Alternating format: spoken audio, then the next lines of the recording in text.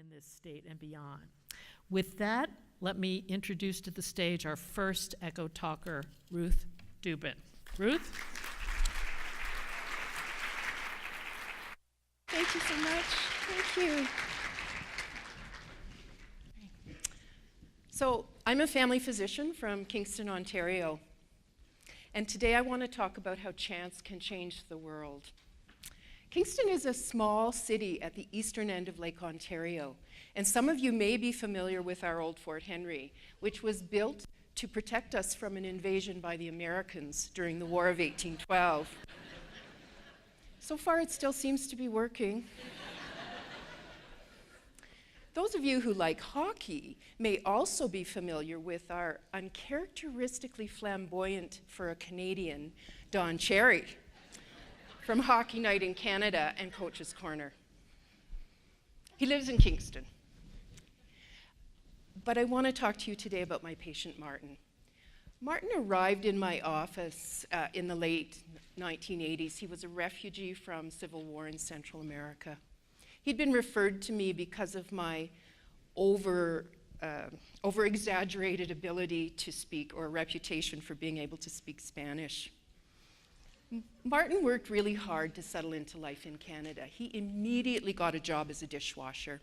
He worked very hard, he learned English, he eventually bought a home, and he rose to become manager at his restaurant. He was quite rightly proud of his accomplishments. Then he had a back injury at work, and usual care, usual rehab, he went back to work. A second back injury took longer for Martin to heal. We used some medication, some physiotherapy. He persisted, and he went back to the job. But a third back injury left Martin in severe chronic pain. We tried everything, all the pills, the referrals, the physio, a back brace. Martin even drove 2 hours each way to Ottawa to get needles in his spine so that he could return to his job. And he did go back to work on modified duties. But one day, his boss saw him taking his pills so that he could get through his shift, and his boss fired Martin. The next day, Martin was in my office in tears.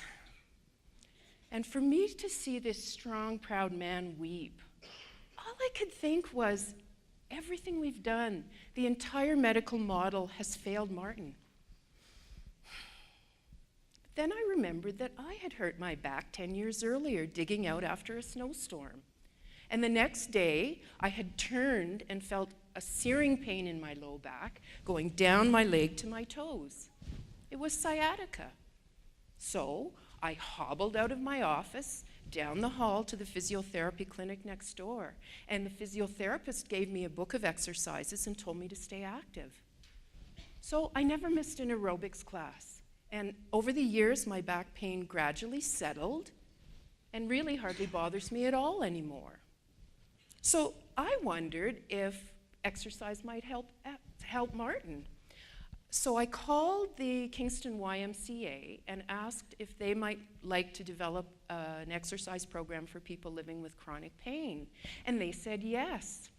So a little while later, I was at a pain education conference for healthcare providers in Kingston, and I stood up and told people Martin's story.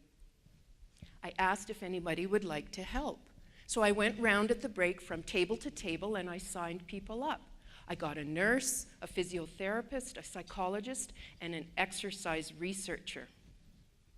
But I will never forget the doctor who said to me, "Ruth, it will never work." Because she was wrong. We were able to show that our patients who participated in the program had improved quality of life, and that they were as disabled functionally as patients with end-stage chronic kidney disease. We took our information to the Canadian Pain Society as a poster, and that is where I learned a most shocking fact. In Canada, veterinarians get 5 times more pain education than do physicians.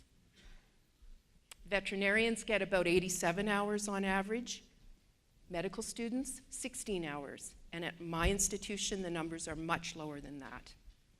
Moreover, family physicians who manage the great bulk of people living with chronic pain get less than 4 hours of pain management training.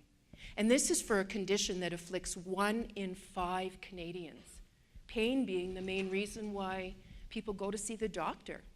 So it's no wonder that Albuquerque's own Mike from Breaking Bad and Better Call Saul went to see a veterinarian to get a bullet taken out of his shoulder.